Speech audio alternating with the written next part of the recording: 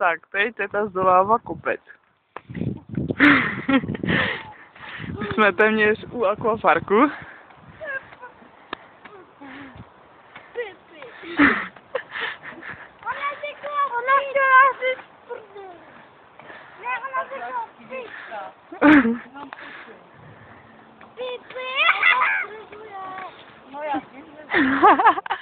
Si stěžujou, že zdržuje.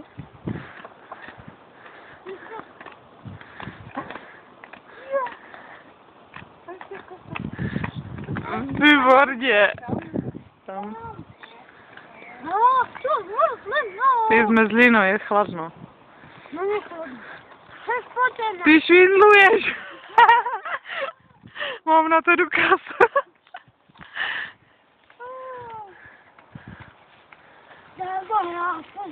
Honza, běž to.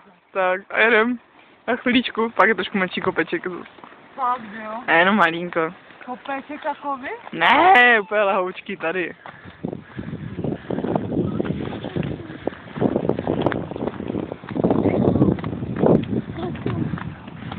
A už nám ujíždějí. No pojďte, pane.